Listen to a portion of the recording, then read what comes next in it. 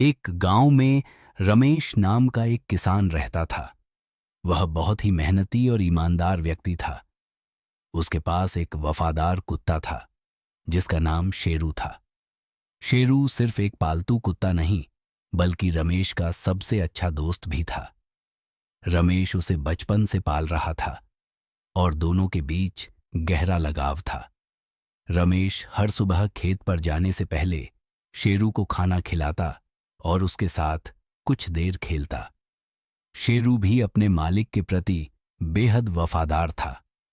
वह दिन भर रमेश के घर और खेत की रखवाली करता और रात में उसके दरवाजे पर पहरा देता। गांव में सब लोग शेरू की समझदारी और बहादुरी की तारीफ करते थे। एक दिन गांव में यह खबर फैल गई कि आसपास के इलाकों में चोरों का एक गिरोह सक्रिय है।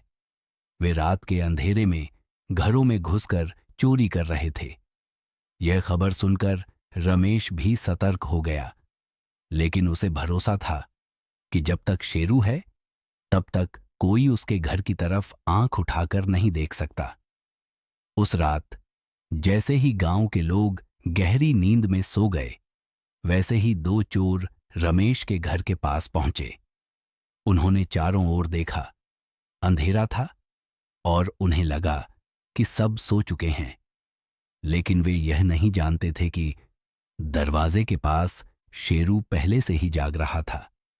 उसकी तेज आंखें अंधेरे में भी सब कुछ देख सकती थीं। चोर धीरे धीरे घर की दीवार फांदने लगे, लेकिन जैसे ही उन्होंने अंदर कदम रखा, शेरू ने भांप लिया कि कुछ गड़बड़ है। वह पहले धीरे धीरे गुर्राने लगा, फिर अचानक जोर जोर से भौंकने लगा।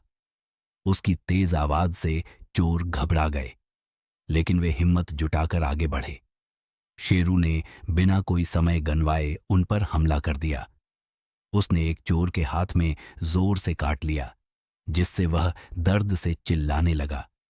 दूसरा चोर डरकर भागने लगा, लेकिन शेरू ने उसे भी गिरा दिया। शेरू की तेज आवाज सुनकर रमेश की नींद खुल गई।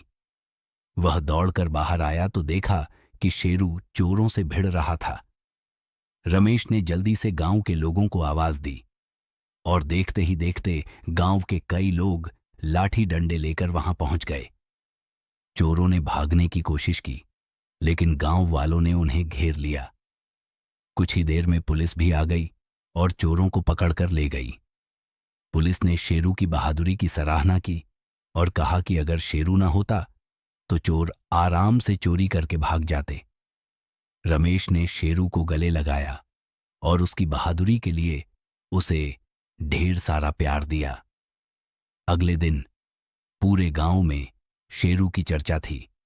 गांव के सरपंच ने शेरू के लिए विशेष इनाम की घोषणा की और कहा कि ऐसा वफादार और बहादुर कुत्ता हर गांव में होना चाहिए। रमेश ने उस दिन शेरू को उसकी पसंदीदा हड्डियां और दूध दिया और उसके साथ खूब समय बिताया।